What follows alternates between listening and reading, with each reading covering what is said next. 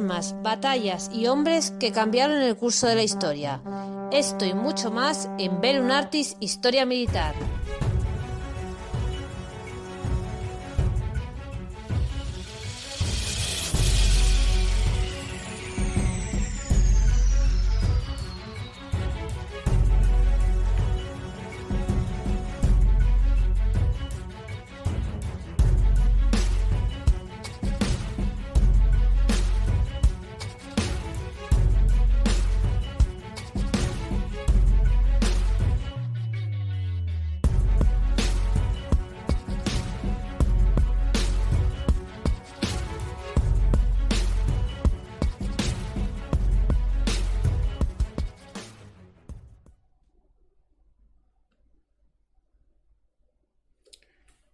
El faro de Stalingrado, la verdad oculta. Con más de 2 millones de combatientes muertos, heridos o capturados, la batalla de Stalingrado fue la más sangrienta de la Segunda Guerra Mundial y el punto de inflexión del conflicto.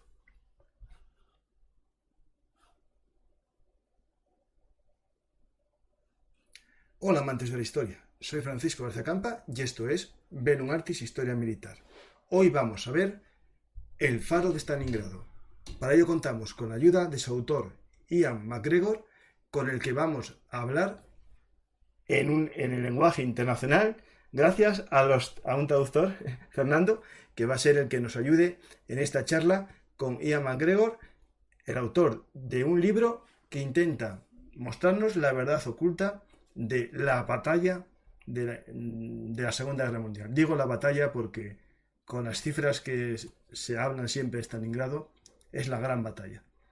Veremos también qué lecciones se pueden sacar de la batalla de Stalingrado para el combate urbano de la actualidad, uno de los escenarios más complejos que aquí en BELLUMARTIS ya tratamos, por desgracia, en la práctica, en la guerra de Ucrania, y en teoría en varios programas explicando cómo tendría que ser el combate urbano gracias a las lecciones de la historia.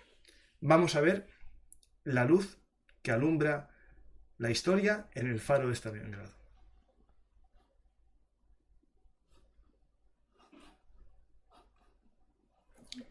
Hola Ian, ¿qué tal? Bienvenido. Hello, welcome to BELLUMARTIS. It's a pleasure speaking with you. Thanks to Fernando, gracias a Fernando, que va a hacer una traducción simultánea de la entrevista. Hola, thanks you for having me here. Looking forward to having a chat. Yes, it's a pleasure to have your book. Aquí tengo tu libro. Espera, lo tengo. Yeah, I have your book. Girado. En esta obra que tenemos aquí entre nuestras manos, das una visión un poco distinta de la batalla de Stalingrado, con nuevos datos y también datos que se habían olvidado en otros libros, ¿no? So in your book, you give like a different version of the Stalingrad battle with new data and with data that other book forgotten have looking over. Yes, that was the point of, as a publisher of history anyway, I have been for 30 years. I've got a lot of experience in publishing into this kind of area. And my main point was I wanted to tell something new, something that would be interesting to readers. And I'm like a lot of your listeners. I am very passionate about military history. So I would need to write something that I would read. So with this, I've got a long history with Russia. I first went there in 1980 when I was 14 years old. Hace mucho tiempo, desde cuando tenía 14 años, visité Rusia en 1980. And that gave me a lifelong passion for Eastern Europe. Historia de Rusia desde aquel momento. So when the Berlin Wall came down in 1989, I traveled around Eastern Europe. Todo el este de Europa. I just passed my history degree, and yeah, I mean, with this, I've been passionate about Stalingrad for many years, and me apasiona Stalingrado desde hace muchos años. when you read about the book that came out 30 plus years ago with Anthony Beevor, that's obviously something I could never better. Anthony Beevor, que desde hace unos años, pues te apasiona. But what I wanted to do was bring some of my own original research to tell. He querido dar mi propia visión, mis propias investigaciones y construir la historia a partir de ello.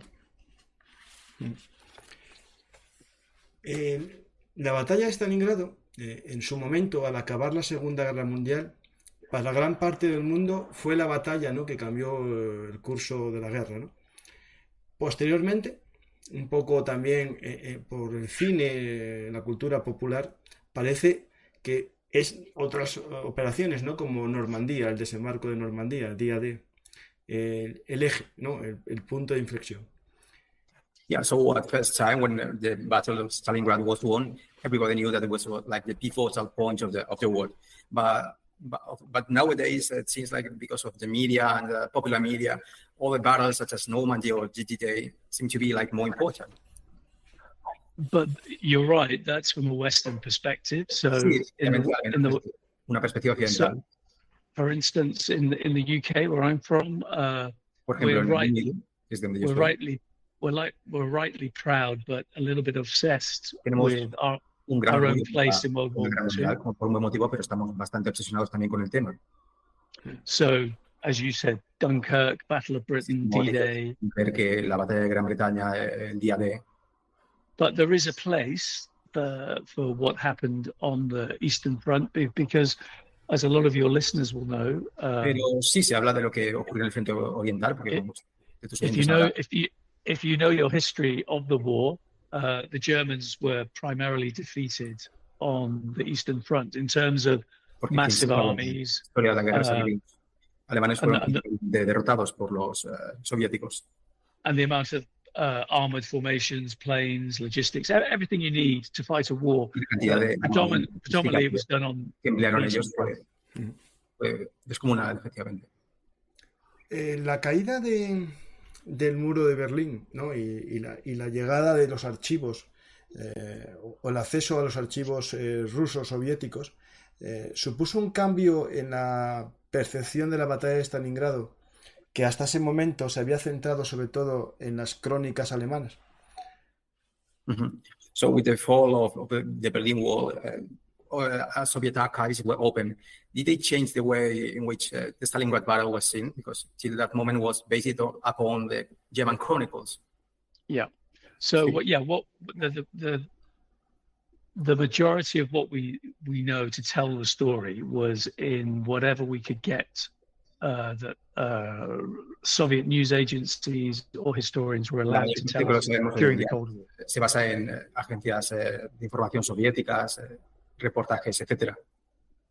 And also we had our own journalists. The Western press were mainly based in Moscow, and they were allowed to go down to Stalingrad, I think 2 days after the battle. Estaban basados los occidentales en Moscú, pero bueno, también tenían corresponsales en Stalingrado. So when the Berlin Wall came down, it was a few years on from there in the 90s that mainly the Russian military archives in Podolsk outside Moscow were opened, and that's when Anthony Beevor los archivos soviéticos se abrieron, sobre todo el archivo militar de Podolsk, cerca de Rusia, cerca de Moscú. And Anthony, for my generation anyway, Anthony's seen as the historian. Y se ve a Anthony Beevor como el historiador capital en este sentido. His research and how he went about going into those archives and being meticulous, and the new angles of approach and the data that he looked at gave him new arguments for what happened. Yeah, su atención al detalle de lo que efectivamente ocurrió en realidad. So in terms of casualties, how the Soviet government saw the battle going, communications between the frontline commanders, como los soviéticos de comunicaciones entre los comandantes de frente, and obviously the really explosive revelation about how many Soviet soldiers from the Red Army had gone to the other side and were fighting and supporting the Germans. Sorprendente y chocante de cuántos soldados soviéticos se habían pasado a las filas del enemigo. Sí. So rightly, the book was a big international bestseller. Por eso fue un bestseller internacional el libro, por un buen motivo, el de Beevor. En los libros, digamos, de la posguerra y la Guerra Fría, ¿no?, basados un poco en la propaganda soviética durante la guerra y en los relatos de los alemanes, ¿no? No daban información por parte soviética, ¿no? De los desertores soviéticos que tuvieron y de los miles de hiwis, ¿no? Los hiwis que se ocultaron en la historiografía rusa y no se hizo mención de ellos, y hablábamos de miles, es decir, a lo mejor en la ciudad de Stalingrado más de 100.000 hiwis, ¿no? Yeah, so the historiography of the war, of the Soviet war, from the Soviet perspective, like hit the deserters of the Soviet attack, and also the hiwis. We are talking about 100,000 hiwis in the Soviet side. Yes, I think there was about 50,000 at least hiwis working for the Germans. Some of them fighting. Por lo menos hubo 15.000 hiwis para los alemanes. And then I suppose this is where you get this modern day argument about what's going on at the moment in Ukraine, where Putin's talking about his own version of history of World War II, where he's saying he's going to denazify the Ukraine. And I think many Russians would see that as some of the history about the fighting in the Ukraine, in Belarus, in the Donbass, just as though, even though you had millions of Ukrainians fighting in the Red Army, there were those that obviously supported the Nazis. Bielorrusos, ucranianos que apoyaron a los alemanes, pero también había muchísimos millones que estuvieron del lado soviético. But so that's where you get the blurring of lines of history. But predominantly, obviously, the majority of Ukrainians were fighting to free their country, and so they were serving in the Red Army. Sí, pero la mayoría de los ucranianos apoyaron a su país, que era el ejército soviético, y se involucraron con él. El primer capítulo del libro lo dedicas a la batalla de Moscú, ¿no? Y un poco, entiendo, a la decisión correcta o incorrecta de atacar Stalingrado, en vez de centrarse en Moscú. ¿Qué piensas tú sobre la decisión? ¿Te parece correcto la decisión de Stalingrado en vez de Moscú? So the first chapter of the book talks about the Moscow battle and the decision of attacking Stalingrad. What do you think that was a correct decision to attack Stalingrad? Well, I mean, you could argue that they shouldn't have attacked anywhere in 1942 because they'd taken so many casualties the year before. They'd lost so many tanks, airplanes. So there was an argument at a very high senior level. So Franz Halder, chief of the General Staff, he was one of many that favored that they didn't go on the offensive at all, and that they stabilized their lines and strengthened them and waited for new weapons. Well, not new weapons, but for their panzer formations to be reinforced, and then for, obviously, they've lost over 1 million men from the line, a great many from frostbite. The new intake of infantry would be coming on board. So the argument to some degree was, let's wait a year, strengthen our lines, then the following year we can do what we want to do and do it well. Sí, el argumento era reforzar las líneas, esperar un año, y el año que viene podemos hacerlo mejor y bien, lo que queramos hacer las ofensivas. Sí.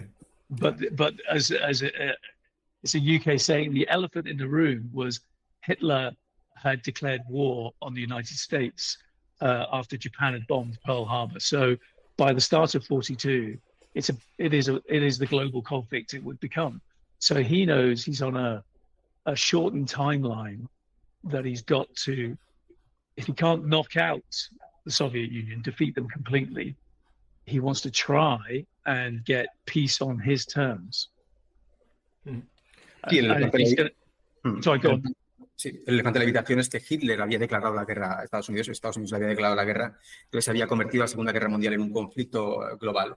Así que Hitler disponía, por lo tanto, de un breve periodo de tiempo para ganar esta guerra, y por lo tanto, si quería no quedar a los soviéticos, tenía que hacerlo ya.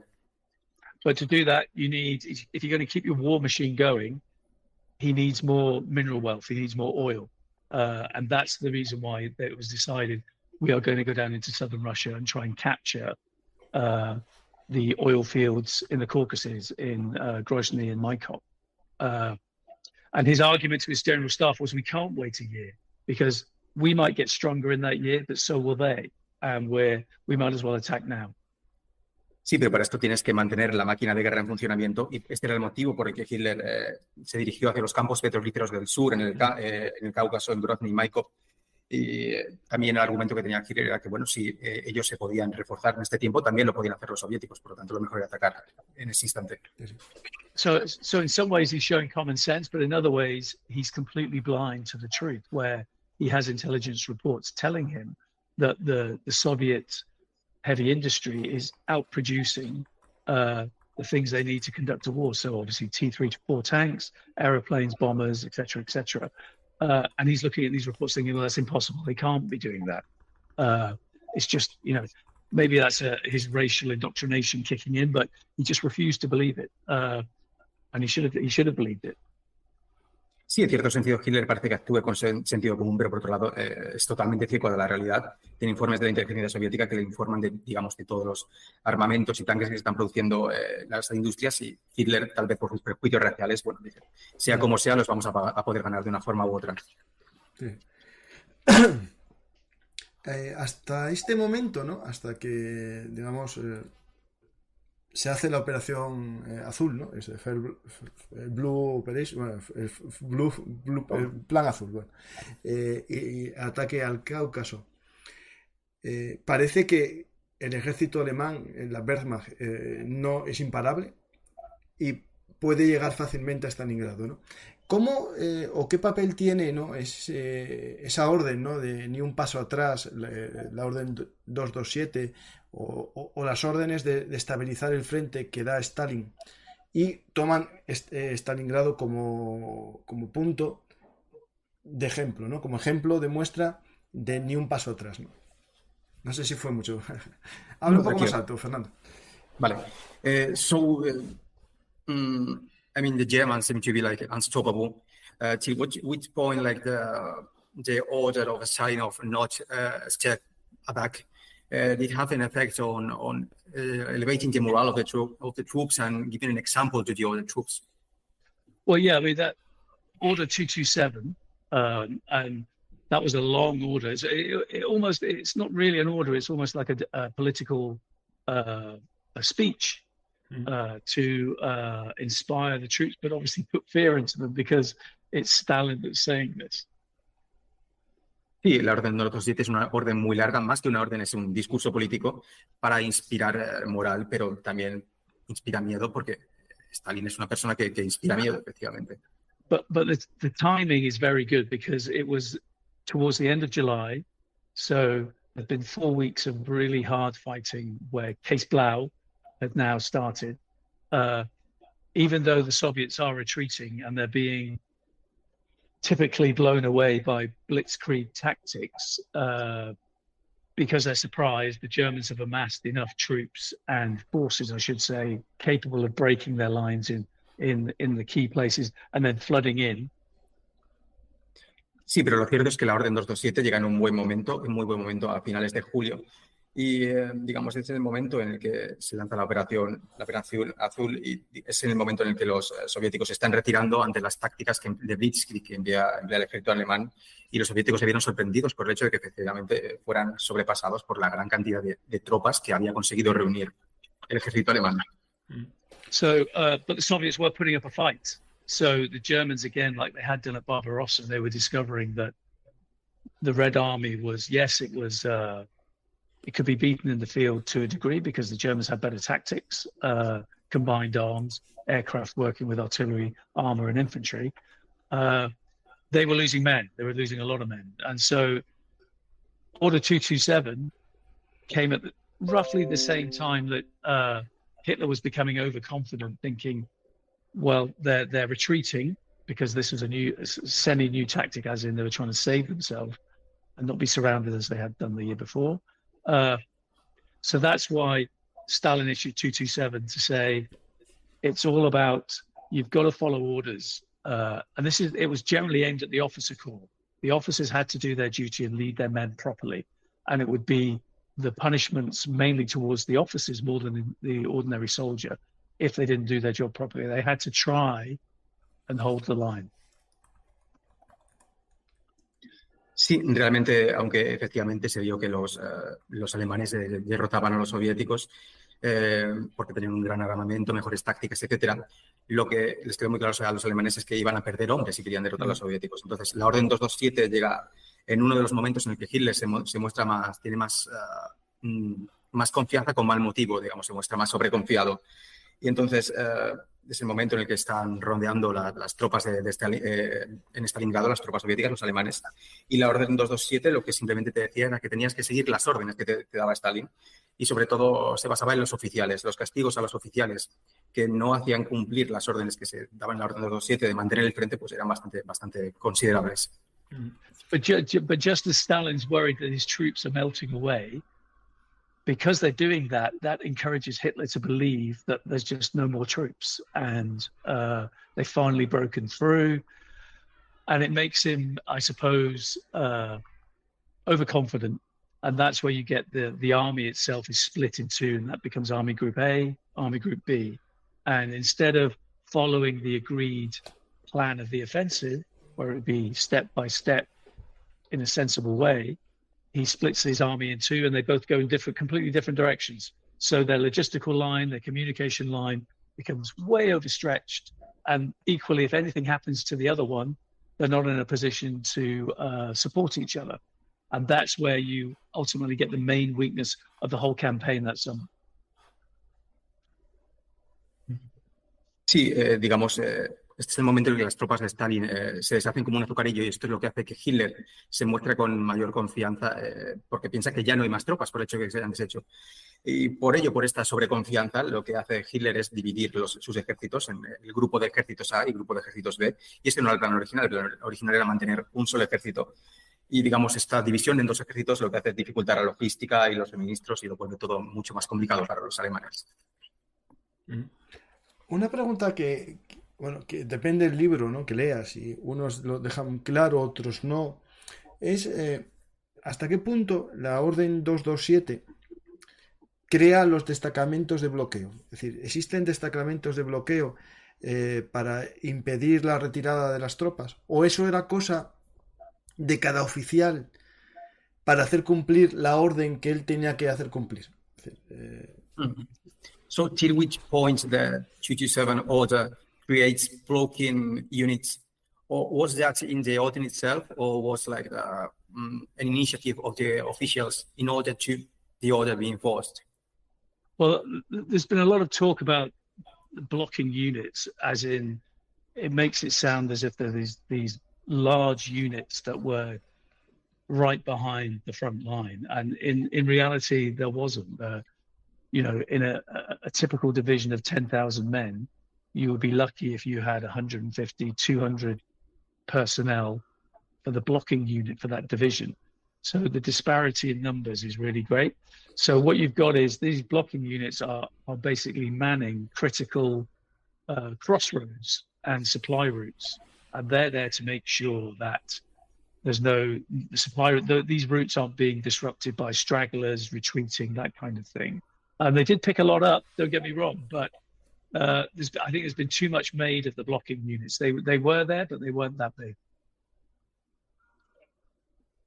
Sí, se ha hablado mucho sobre lo que son los destacamentos de bloqueo. En realidad, pensemos que una típica división de a lo mejor 10.000 efectivos lo contaba con en torno a 100, 200 unidades de tropas de estos destacamentos de bloqueo, y eso con suerte. Así que hay una gran disparidad entre los números de lo que es la división en sí y luego las unidades de bloqueo. Así que estas unidades de bloqueo se emplazaban simplemente en los lugares más críticos, por ejemplo, lugares de aprovisionamiento. Y yo personalmente pienso que se ha dicho demasiado sobre la importancia que tuvieron o dejaron de tener los destacamentos de bloqueo. And that's why Order 227, I think, is important, because perhaps Stalin's aware of that. He's thinking, I've got to address personally an order to the officer corps and those that are managing my armies to say, enough is enough. We don't have too many more second chances to try and get this right. And if this carries on, we are going to be completely defeated. Y por eso es tan importante la Orden 227, porque al final es el momento en el que dicen que ya no va a haber segundas oportunidades. Si nos derrotan, nos van a derrotar sin paliativos. Sí. Stalingrado, la ciudad, vista un poco como lugar, ¿no?, ejemplo para aquí nos paramos. Estratégicamente es compleja, ¿no? Porque, por un lado, tiene un río que protege el flanqueo, no te pueden rodear, pero también dificulta la llegada de suministros desde el otro lado del río a los soviéticos. ¿Por qué Stalingrado y no otra ciudad como ejemplo de un paso atrás? So why is Stalingrad as an example of a city of not one step back? I mean, Stalingrad is also like a complex city from a geographical point of view. It has a river that in one way is easy to defend from the Soviet force perspective, but from the other side, you have like to get the supplies to the river, and that's complicated. So why that city as an example of not a step back?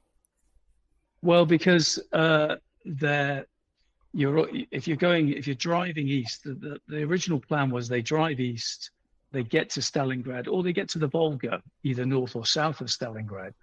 And the Volga is kind of the final frontier to where you've reached the end of what we call the European side of Russia. And once you get over the Volga, you're going into Asia. You're going all the way. You could go, if you carried on, you'd end up in Iran. And it's that kind of geographical appreciation of if they capture the Volga, and it's an arterial route that stretches all the way up to northern Russia. They arguably split the country in half strategically. Sí, el plan original era dirigirse hacia el este, hacia el Volga, y por eso era Stalingrado importante. Digamos que el Volga era la frontera final, porque el Volga marca pues como el término de la red europea. Entonces había esta concepción geográfica de que tomar el Volga pues significaba tomar una arteria fundamental de transporte ruso y dividir el país en dos. So Stalingrad, in the original plan of the offensive, Stalingrad was only supposed to be reached just to protect the eastern flank, because the bulk of the army was then going to pivot 90 degrees and go straight down south to capture the oil and establish their presence for good in the Caucasus. But because the campaign that summer ran up against heavy resistance, and they were losing so many men in the south, and they weren't going to capture the oil fields because logistically it's too long. That's where Hitler's thinking, well, I need something tangible to show that this was all worth it. And the one thing I'll do then is I'm going to capture that city that's named after Stalin. Sí, el plan original de la ofensiva era capturar Stalingrado y una vez capturada girar 90 grados hacia el sur para dirigirse a los campos petrolíferos del Cáucaso. Lo que pasa es que como esta ofensiva hacia el Cáucaso, había otra ofensiva hacia el Cáucaso, encontró resistencia, no pudieron tomar los campos petrolíferos. Así que Hitler quiso tener un premio de consolación, por llamarlo así, algo tangible, que era capturar Stalingrado, y por eso se centró tanto en esta batalla. La opción de entrar en una ciudad o el combate urbano no fue muy habitual en la guerra. Previamente, bueno, a lo mejor en Kiev hubo ciertos combates y en algunas ciudades más, pero se había evitado bastante el combate urbano por la dificultad que tiene. Y aquí se entra directamente con unidades Panzer, por ejemplo, en combate urbano. ¿Estaba Alemania preparada para este tipo de guerra o solo estaba para la Blitzkrieg? Yeah, so urban combat are complicated. I mean, they're not usual. Apart from Kiev, that maybe some urban combats were held. They were not usual during World War II. It's difficult, and German troops, do you think they were prepared for urban combats or only for Blitzkrieg? Definitely, they were trained in Blitzkrieg, so that's combined arms, as your listeners will know. So that's good communications working between the Air Force, the armored formations, and the infantry, working as a well-oiled machine. So when you establish those breakthroughs at key points in the enemy's front line, you then pour through and you achieve what you've been doing, which the German army had done all the way through the war. They've done it to Poland, France, the Low Countries, and they've done it to Russia to a degree. That was the hope that they would do in southern Russia. Sí, al final la Blitzkrieg era para lo que estaban adiestrados los alemanes. Pero bueno, esta es una máquina que depende de que sus componentes, todos ellos funcionen. Lo que ocurría es que efectivamente la Blitzkrieg la habían empleado con éxito en Francia, los Países Bajos, también en la URSS, y esperaban hacerlo también en su ofensiva en el sur de Rusia. But what they were hoping to do was, because they had fought for cities already, perhaps smaller cities, but they were cities nonetheless. So, like Kiev, they captured. Obviously, they were trying to capture Leningrad, and the thing that had worked for them was terror bombing. So they would just smash a city to pieces, smash the defensive to pieces. The enemy would retreat, and then the Germans would go in. They might come up against some heavy urban warfare, but it would only last a couple of weeks because the front line was shrinking very quickly back, and the city would be surrounded, which had happened at Smolensk, for instance. But Stalingrad was a completely different, really tough nut to crack. Sí, es verdad que los rusos ya habían tomado, los alemanes habían ya tomado otras ciudades de tamaño inferior al de Stalingrado, pues por ejemplo tenían Kiev, por ejemplo. Y digamos, la esperanza que tenían, lo que pensaban es que una vez fueran a tomar ciudades, el enemigo simplemente se retirara, como ya había acontecido por la mayor parte de los casos. Y en algunos casos habían luchado, pero se habían retirado las líneas de frente bastante rápido. Y pensaban que iba a ser el caso en Stalingrado, pero en Stalingrado no. Fue alguna situación muy distinta, unos combates urbanos muy, muy duros. Sí. So, but when you get to Stalingrad's a very different city to the kind of cities the Germans had captured already. Instead of a city that's obviously spread out and evolved over time, north, south, east, and west. So it's almost, like a big blob of a city. Stalingrad was like a ribbon along the river, and it stretched for miles, in kilometers, probably 30 to 40 kilometers long. And so because it's so long, it obviously means your lines of attack and your lines of fortifications are longer. And if that's the case, you need more troops, you need more tanks, you need more planes. And that's what the German commander was worried of at the time. Sí, pero Stalingrado era una ciudad muy diferente también de otras ciudades que a lo mejor se expandían de forma más concéntrica con esta forma de crecimiento. Stalingrado, digamos, sería la forma de un río, tenía unos 30-40 kilómetros de largo, y esto que implicaba que el frente era también muy prolongado, las líneas eran muy largas, las líneas de abastecimiento, necesitabas más tropas para mantener este frente. Esto era una situación diferente, sí, sí. But even from the beginning of the battle in September, the likes of the Soviet Marshal Zhukov, they had seen already, even though the Germans were attacking the city and it looked like the city potentially might fall quickly, the likes of Zhukov were already seeing an opportunity because they could see how stretched out the German line of the offensive was, how weak their flanks were. And they thought, if we can tie down the Germans at Stalingrad, potentially we might be able to do to them what they've been doing to us in terms of encircling armies. And that was one of the reasons why the Red Army had such a disciplined backbone to defend the city, whereas before they would have retreated. They knew that they couldn't. As the slogan Stalin kind of enforced was, there is no land for us beyond the Volga. Sí, pero también es verdad que esta situación de que estuviera tan alargada las líneas alemanas, desde el principio los comandantes soviéticos vieron una oportunidad, por ejemplo, Zhukov, porque también por esta situación de alargadas del frente soviético y también por la debilidad de los flancos. Este es uno de los motivos por el que los soviéticos se aferraron con tanta dureza a Stalingrado, porque pensaban que si conseguían resistir, a lo mejor podían más adelante rodearlos del mismo modo que los alemanes en otras situaciones se habían hecho a ellos con la Blitzkrieg. Así que... Una cosa que se nos olvida, ¿no? Estamos hablando de combate siempre urbano. Claro, y la orden ni un paso atrás afecta también a la población civil.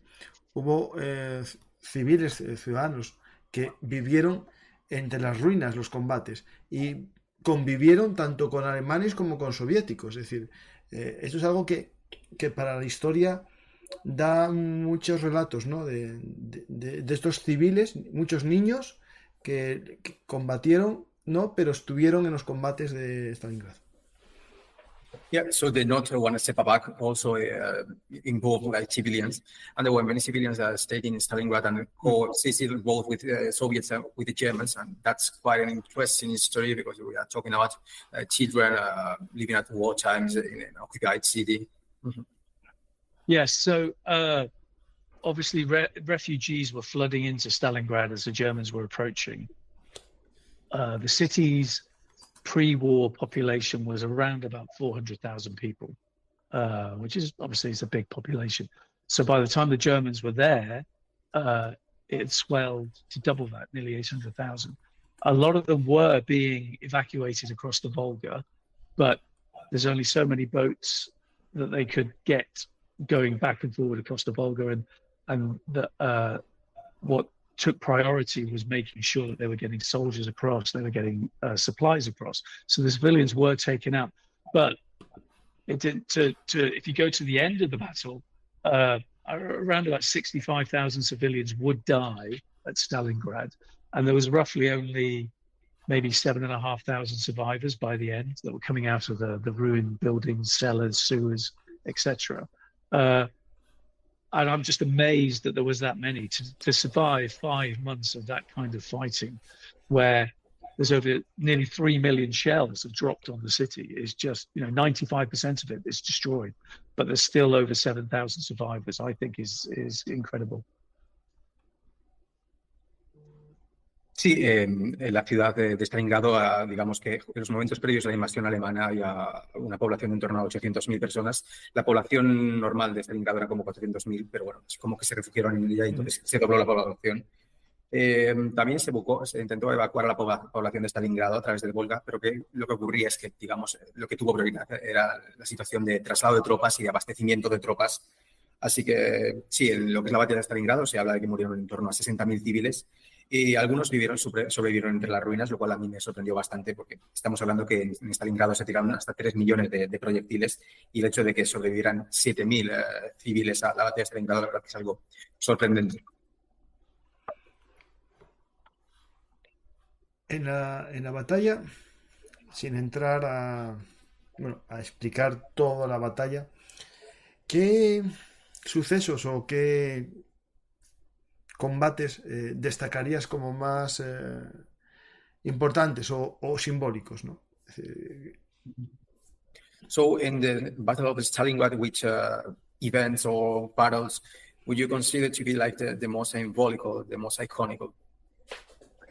It's definitely iconic because it's the first time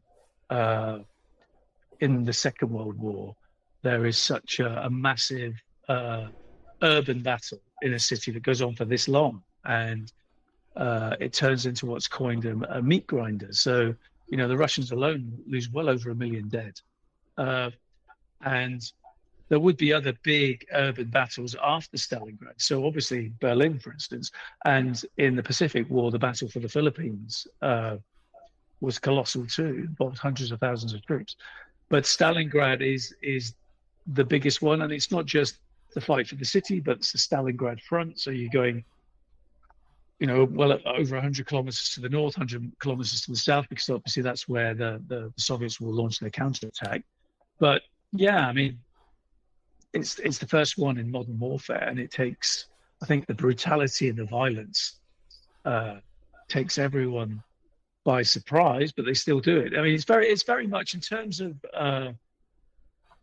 the knowledge that the soldiers must have known of the battle that they were going into must have been very like Verdun in the Great War, as in it becomes almost industrial, the slaughter. Sí, yo diría que lo que es icónico en sí es la batalla, lo que se conoce como la picadora de carne de Stalingrado. Millones de soldados murieron en ellas. Es verdad que hubo otros combates urbanos, por ejemplo en Berlín o en las Filipinas, pero también cuando hablamos de la batalla de Stalingrado no solo se combatió la ciudad, se combatió también a lo largo del frente, que se extendía, digamos, de oeste a oeste y de norte a sur en torno a unos varios cientos de kilómetros.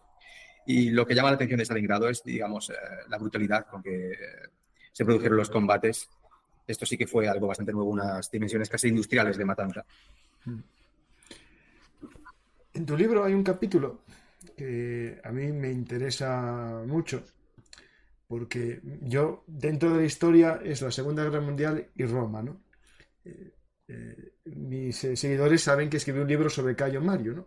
Y aquí titulas uno de tus capítulos Las canas del siglo XX, la Operación Urano, es decir, la batalla de CANAL. Para ti es importante, digamos, como historiador militar, el pasado para entender la historia militar, es decir, que la Operación Urano sea al final una operación envolvente tipo CANAL, eso sí, mecanizada y más moderna.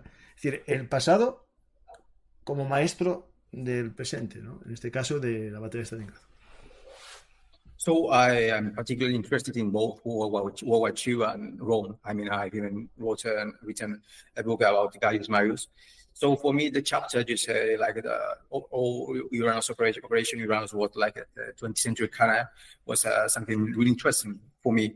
Do you think as an historian that learning from the past battles is important for the present military tactics? Well, it is, but also you can look at past battles and think, well, that worked, and the terrain might, fast forward, and you're having your own conflict, and you might think, well, the terrain reminds me of Cannae from the battle, from Roman times, but obviously the technology of the weapons and the mobility of your forces will have evolved. And what that means is Cannae was a huge battle over in a day between huge armies, but it was conducted in a quite enclosed battleground. Whereas the Operation Uranus that surrounded the Sixth Army, that involves millions of men and thousands of tanks stretched across well over 200 kilometers, where they're enveloping an army over 330,000 strong. So it's just on a much grander scale. The theory is the same. You want to surround your enemy and crush him, but in practice, it's just on a far, far bigger scale. Sí, efectivamente, digamos que lo que sí que había, como has comentado tú, que la tecnología había evolucionado, que es verdad que en Canas fue una batalla muy grande, pero los combatientes estaban bastante cerca unos de otros, mientras que en la Operación Urano lo que ocurrió es que el frente, digamos, se extendía incluso en torno a 200 kilómetros que hubo que rodear de frente, y esto implicó pues cientos de hombres para realizarlo. Así que bueno, la teoría de que subyace a Canas y que subyace a la Operación Urano es la misma, pero la escala es muchísimo, muchísimo más grande. Sí. I don't have that. ¿Era posible liberar al Sexto Ejército? La operación de Manstein, de intentar liberarlo del cerco. So von Manstein's operation of trying to release the Sixth Army from the encirclement, was it possible? It wasn't impossible to save some of them, I would imagine, because obviously the winter conditions had come down. And the Sixth Army fighting at Stalingrad, they weren't starving as they would be within a month of the encirclement, but they weren't in great condition. The troops were exhausted. So the feeling was, if you try and quickly break out from this encirclement and get back to the west where the bulk of the reinforcements are, it's a good 30, 40 miles, kilometers, whatever. A lot of them will get picked off, a lot of them will get killed, a lot of vehicles will get destroyed with this kind of retreat. That was the fear. But it still could have happened. Still, it's better than leaving all 300,000 of them at Stalingrad and they just perish anyway. But as I say in the book, Hitler was completely adamant that he could rescue them, keep them resupplied by air. And as he said to Halder in the Situation Room in his headquarters, he's pointing to Stalingrad and realistically saying it's cost us so much blood and equipment to get to this city and keep it and conquer it. If we leave, we're never getting back there. And so his stubbornness and unwillingness to think of a different strategy cost him this army. And you've got to remember, this had been arguably one of their elite formations. Its nickname was the Conqueror of Capitals. It was the army that had won him the war in the West, and he just cut it loose and let it fall, because strategically now he needed them there to pin down the Soviets so he could reform his lines further west.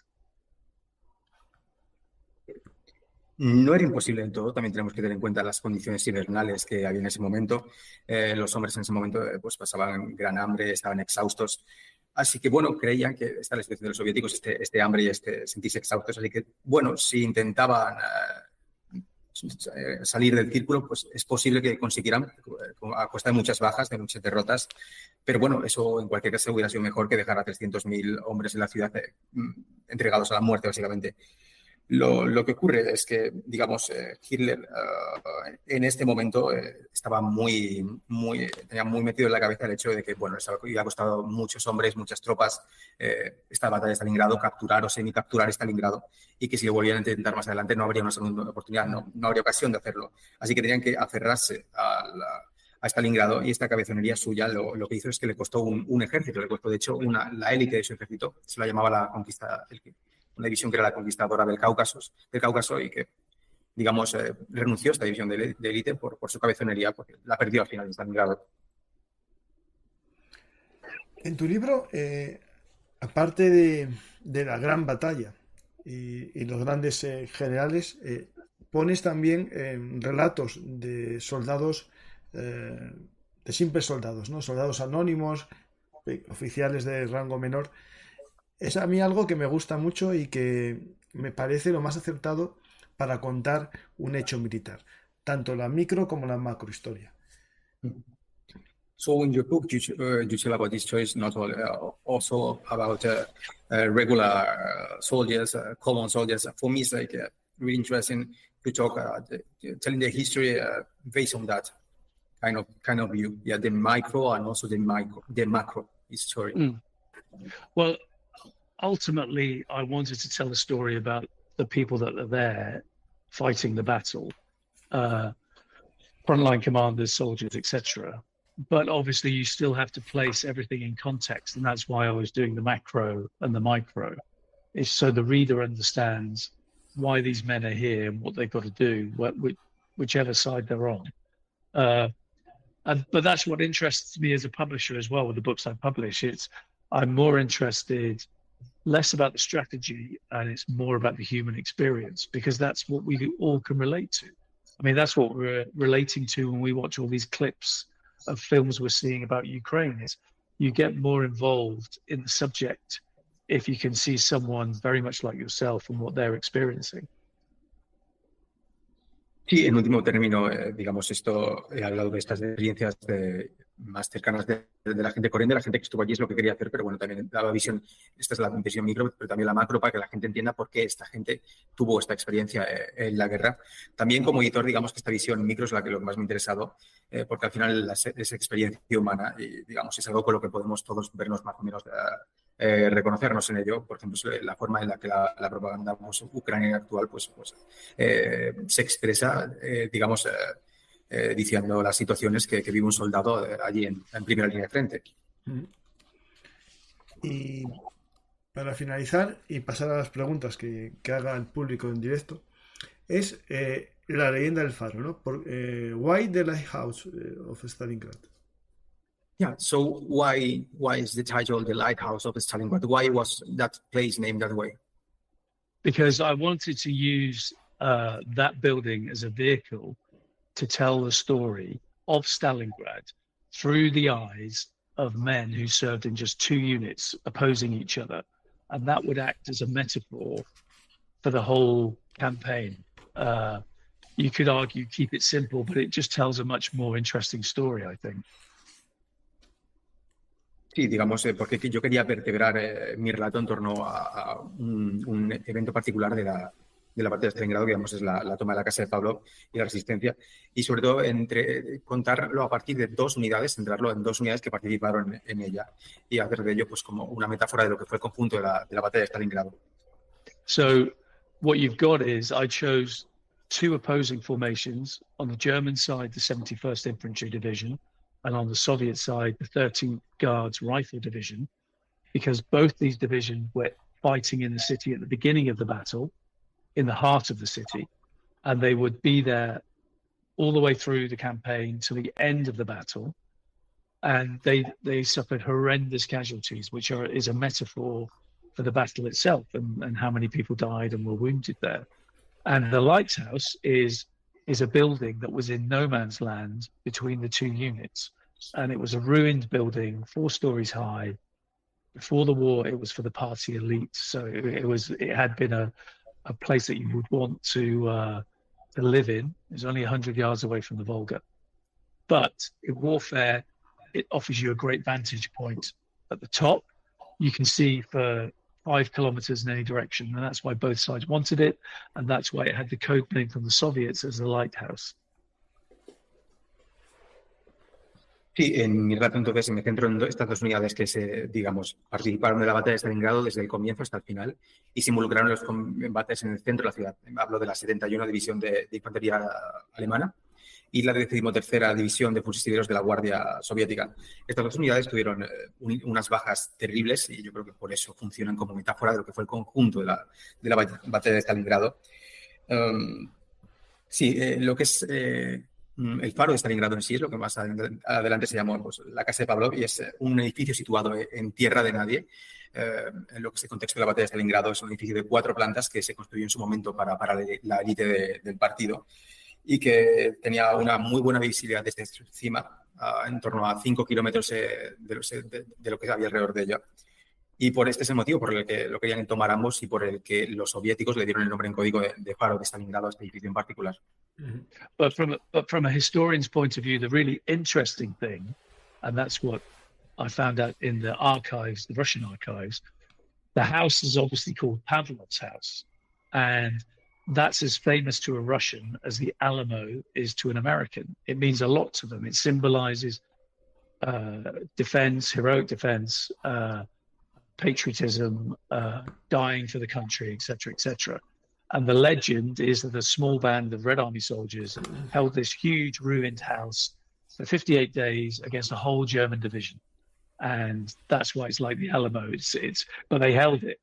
And you can buy the books in Russia now that will tell you this story and tell you it was led by this simple sergeant called Yakov Pavlov. And that's the story I tell in the book as well, as in, it's fiction. He existed, he was in the house, but the battle for the house didn't happen. And that's me reading hundreds of testimonies, battle reports, etc., on both sides. And without telling too much, because I'd like your listeners to read the book, I just show how clever Soviet propaganda was during the war that created this story, and until it's lasted to today, and Putin still talks about it even today. Sí, pero también desde el punto de vista de un historiador, lo que es muy interesante es cómo se consideró este faro de Stalingrado, esta casa de Pavlov, que se llama más adelante, como un epítome del patriotismo y de los sacrificios soviéticos. Digamos, tiene una importancia equiparable en la que pues, en Estados Unidos tiene el Álamo. Y efectivamente, la leyenda dice que 58 soldados soviéticos se resistieron como pudieron y con verdadero heroísmo a los envites de toda una división completa alemana.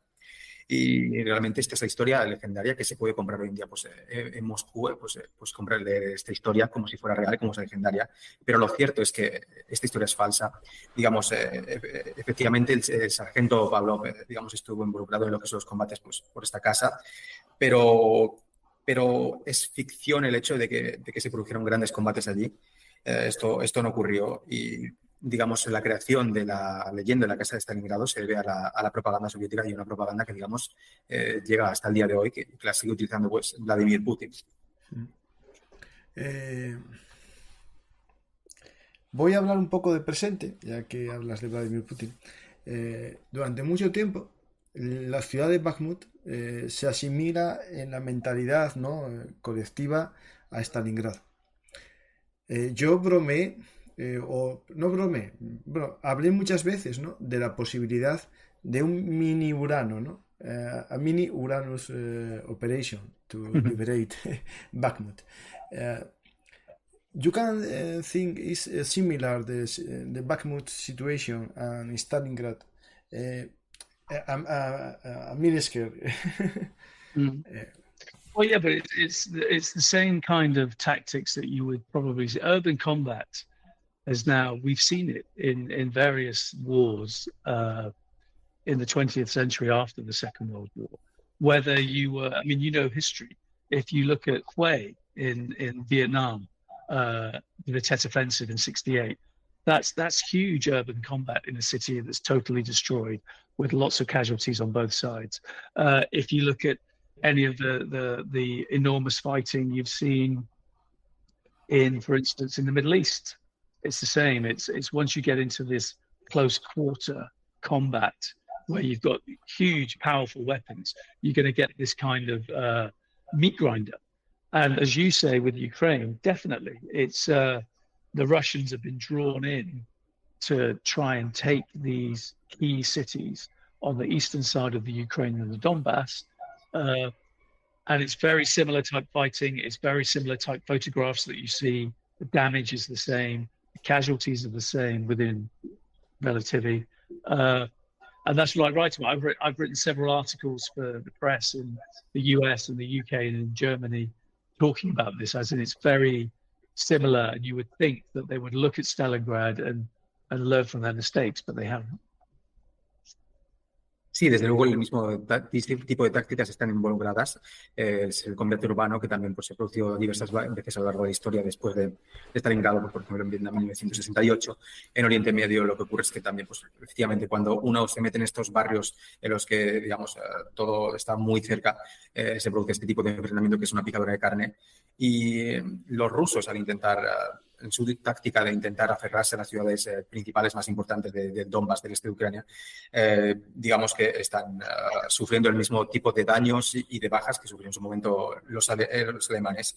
Y no tiene, yo, de hecho, digamos, escribo artículos para periódicos tanto en el Reino Unido como en Estados Unidos en el que hablo de que, bueno, uno podría pensar que a los rusos podrían haber aprendido de la batalla de Stalingrado, pero realmente lo que están sufriendo es lo mismo que sufrieron los alemanes en su momento. Sí.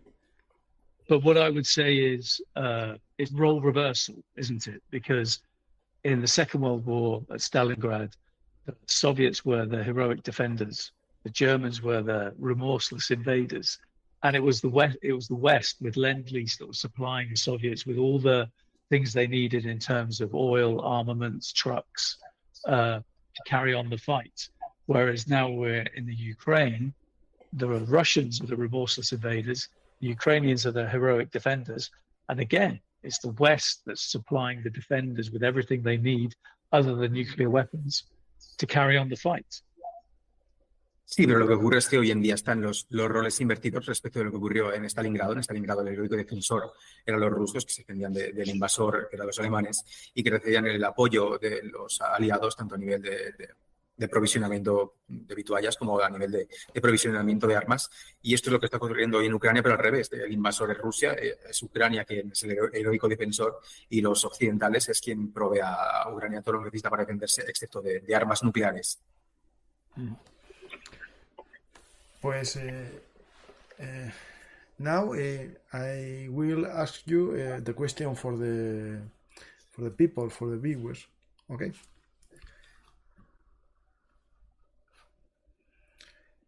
¿Qué le parece la actitud del segundo de Paulos, el general Schmidt, durante el cerco y en el cautiverio? So, what do you think of the second man of Paulus, the General Schmidt, during the encirclement and the encirclement when he was surrounded by the Soviets, by the Germans, and during his captivity?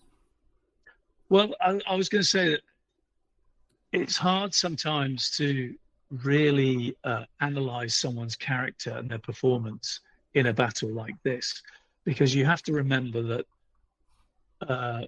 after the battle after the war, when most of the main characters are living back in Germany. It's like politicians. They're going to produce their own memoirs to tell their side of the story. So you could argue that Schmidt, who was the Sixth Army's chief of staff, is portrayed in a very negative way. He's seen as he browbeats Paulus. Paulus is a weak commander of the Sixth Army. It seems to be that Schmidt's saying, we are going to stay here. I'm following Hitler's orders.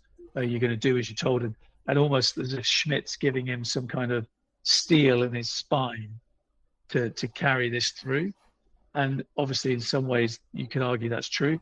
But what I'm pleased about is the research that I've done with the memoir that we found that hadn't been published from Major General Rosca, who was in charge of the Kessel and oversaw the surrender, is that he kind of agrees with that assessment of Schmidt in terms of Schmidt wasn't that heavily involved in the surrender, and it was Rosca working alongside Paulus that surrendered the army. So I think, however which way you look at it, Schmidt does not come out of the Battle of Stalingrad with any kind of credit in terms of, I suppose, humanity, saving the army, working with Paulus, supporting him 100% and being loyal. He had other objectives. Sí, es difícil analizar el carácter y el rendimiento de una persona en una batalla así. Al final los soldados, cuando volvieron a Alemania, pues escribieron sus memorias como pues, por ejemplo, los políticos para contar su visión de la historia. Entonces, Schmidt, que era el jefe de Estado Mayor del Sexto Ejército, digamos, la visión que se tiene de él suele ser bastante negativa, como una persona que, digamos, azuzaba constantemente a Paulus para que se rindiera. Pero bueno, lo que he descubierto a partir de las memorias de Rosque, que es un documento del que trato en mi libro, que es un documento excepcional porque hasta el momento no había visto la luz, digamos, es que en la rendición Schmidt no estuvo tan involucrado como se tiende a pensar, sino que a lo mejor fue más cosa de Paulus y del propio Rosque. Pero sí, desde luego lo que está claro es que salir de una batalla como Stalingrado es imposible salir desde cualquier perspectiva. But equally, I would say as well that you look at someone like von Manstein, who was Hitler's fireman. He was the one that always came in to take charge of a situation and hopefully rescue the situation. And he was the one who did realign the shattered front line after Stalingrad, and it became Army Group Dom. But equally, Manstein was one of the first generals, or field marshals, I should say, who got his memoirs out in the 1950s in West Germany. So the storyline that we know today of what happened at Stalingrad and how Paulus performed is really seen through the pen of Manstein.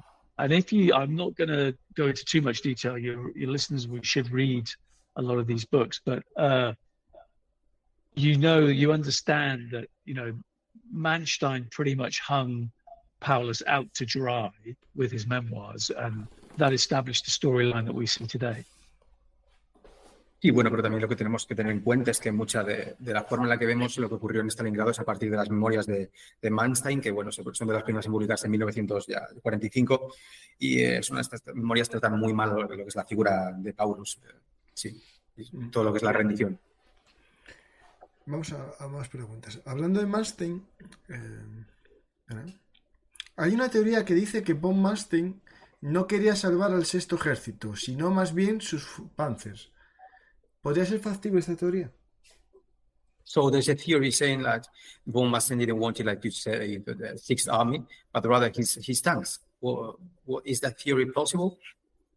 Sorry, could you repeat that? Yeah, it's a theory saying that von Manstein didn't want to save the Sixth Army, but rather his tanks. Is that theory possible? The Sixth Army could have survived if they'd been supplied properly, but they weren't. At no point did they get the supplies they needed to feed the troops, arm the troops, send in reinforcements, take out the wounded. It had worked the year before, so that's the thing I talk about in the book. The year before, when Barbarossa was towards the end of the offensive, and the Soviets had their famous winter offensive, which broke the Germans and forced them to retreat. Instead of turning into complete failure, Hitler's policy of we will stand and fight, and we will have, if our armies are surrounded, they will be called Kessels, and we will resupply them. That had worked, and most famously it worked at a place called Demyansk, where the 9th Army was surrounded, roughly over 100,000 troops, so a lot less than were at Stalingrad. But the Luftwaffe resupplied them, got them strong again. They broke out, and they were fine. But that theory was in Hitler's mind. He's thinking, I did it the year before, I can do it again this year. Now Stalingrad and the 6th Army are surrounded. I'll do the same. But it was a much, much, much bigger operation, and the army that was surrounded was much further into Soviet territory. So they didn't have the planes, they didn't have the fresh troops to try and break them out. It was doomed from the start. Sí, realmente podrían haber sobrevivido si les hubieran dado provisiones al sexto ejército, pero bueno, digamos la teoría que tenían los alemanes es que efectivamente pues había bolsas de su ejército en esto que se llamó los Kessel, que si se los aprovisionaba pues podían romper el cerco y salir. Esto había ocurrido, de hecho, había ocurrido así en Demyansk, en el que un ejército alemán había aprovisionado a su ejército y habían roto el cerco y bueno, pues estuvieron perfectamente aptos para el combate, pero bueno, Demyansk también era un lugar mucho más pequeño, muchas menos tropas de lo que era Stalingrado, pero Hitler tenía en mente este precedente y digamos que dije, bueno, si esto lo hice una vez, lo voy a volver a hacer de nuevo, pero ¿qué pasa? Que era una situación mucho mayor, con muchas más tropas y que no aconteció así, efectivamente. Preguntan si la imposibilidad de salir del cerco se debía a que era un ejército hipomóvil en suministros, es decir, por la gran cantidad de caballos en vez de vehículos. Yeah, so perdona, la facilidad o la dificultad me has dicho? Dificultad. Yeah, so the difficulty of getting out of the circle, would it be due to the fact that there was an army moved by horses, a hypermobile army? Well, yeah, I mean, there was at least 30,000 horses, and that's the thing. It's German propaganda before the war, and then in the first three years of the war was fantastic. All you ever saw was panzer formations forging ahead and breaking the line and encircling enemies. But the German army was very much in the Second World War was very much like the German army of the First World War. It was a horse-drawn army. And that's the difference. The Soviet army, with the help of Lend-Lease, I mean, over 400,000 Studebaker trucks were supplied by America. By 1943, the Red Army was a motorized army, properly 20th century army, whereas the Germans were still drawn by horse. So yes, you're right. I mean, that was a big worry about the breakout as well, because in winter conditions, they were really concerned. They didn't have enough fuel anyway, because as soon as the armies encircled, the main plan after that was the Soviets were going to pour men and tank formations into that gap that they now created. So the key thing was to drive whatever German forces were to the west of Stalingrad further to the west and increase this gap between them and Stalingrad, which made the breakout even more improbable because the German formations didn't have the fuel. And one of the things that didn't help the army starving in Stalingrad was they'd made the decision to move out tens of thousands of horses that they'd had near the city out to the west as well. So they lost that. So they just had no form of mass transportation that could have helped them. They would have been traipsing through the snow. And then you have a scenario of Napoleon's march from Moscow. You just die in the snow. Sí, bueno, el ejército alemán efectivamente contaba con en torno a 13.000 caballos y la propaganda alemana fue muy buena en lo que se ha comentado de la guerra, en decir que bueno, los soldados detrás de ti tienes un panzer protegiéndote y rodeando enemigos para acabar con ellos, pero lo cierto es que el ejército alemán en la Segunda Guerra Mundial, igual que también en la Primera, era un ejército hipomóvil y sin embargo el ejército soviético para 1943 había sido ya motorizado por los Estados Unidos fundamentalmente. Entonces también una de las preocupaciones a la hora de salir del cerco era el hecho de que no se contaba con combustible. Entonces, lo que iba a ocurrir es que al salir del cerco se iba a abrir una brecha que los soviéticos pues iban a aprovechar para causar más daño, incluso los que permanecieran dentro. Entonces, salir de cerco se complicaba por esta falta de combustible y también, bueno, la situación, por el hecho de que se hubieran trasladado las líneas tan adentro del territorio ruso, los hombres tenían hambre porque, digamos, era muy difícil transportarles suministros. Entonces, lo que se enfrentó pues una situación pues prácticamente similar a la que tuvo Napoleón en Moscú con sus tropas muriendo de hambre. Pues hay una pregunta que es más bien, bueno, de todo el contexto, ¿no? Sí. Smers, kill the spies, ¿no? Es decir, ¿qué relación tiene esta orden, ¿no? de acabar con los espías, Smers, con la batalla de Stalingrado y también posiblemente con todos los rusos que se descubrieron que estaban, soviéticos, perdona, que se descubrieron que estaban luchando en el bando alemán? So, which is the effect of this order of killing of the SMS, of all the spies, the SMS, to kill like the Soviets that were fighting on the German side? Well, yeah, I mean, I was going to say, if you turn traitor, as they were seen, your life expectancy is going to be very, very short. I mean, if you think about it, even Red Army soldiers that had surrendered during battles up until that point, from Barbarossa the year before all the way through, if they'd surrendered, managed to escape, they were almost, it's like you have a black mark on your reputation, as in you'd surrendered to the enemy.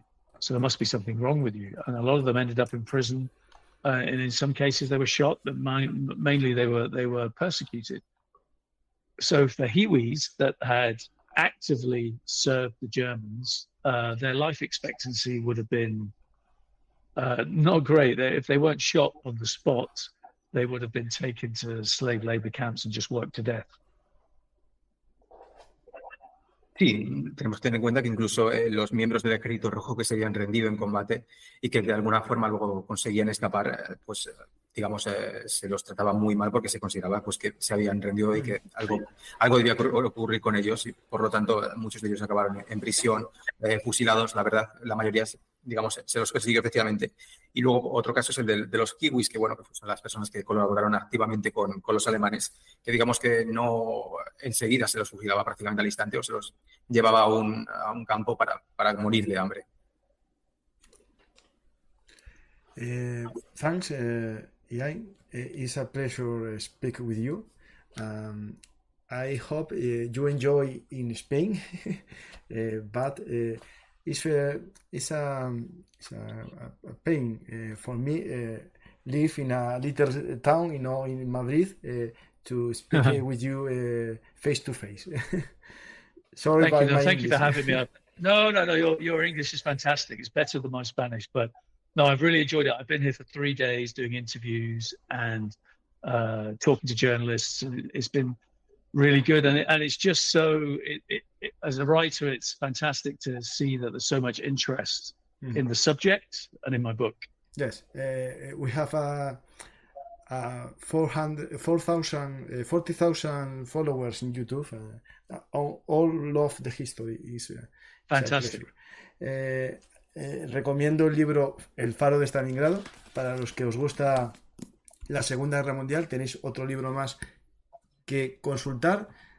Alguien dirá, ¿tienen mucho que decir nuevo? Sí, acabamos de ver que hay documentos nuevos que descubrió sobre algo que no se sabía muy bien y ahora se tiene bien claro que ese general Smith no era tan para rendirse como se decía. Muchas gracias, Iain, y a ti también, Fernando, por tu traducción. Sí, gracias. Y al siguiente libro que escribas, for your follow book, BELLUMARTIS is your home.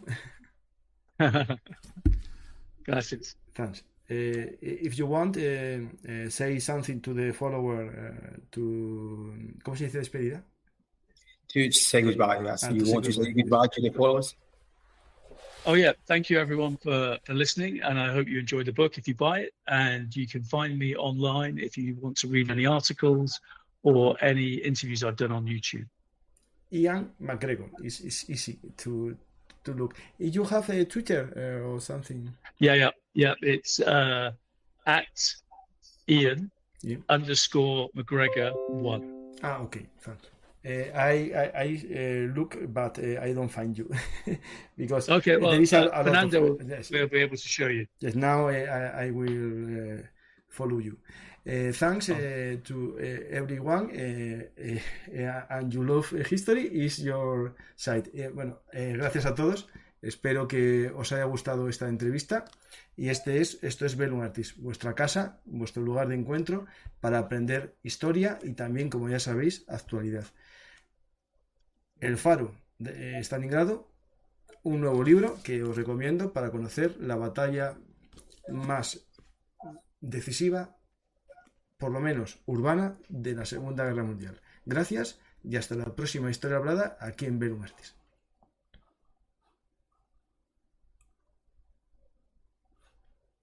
Y os recuerdo, hay un enlace de compra en la descripción del programa si lo queréis comprar en Amazon, y si no, en cualquier librería preguntáis por el libro de Iain MacGregor, edición Ático de los Libros, editorial.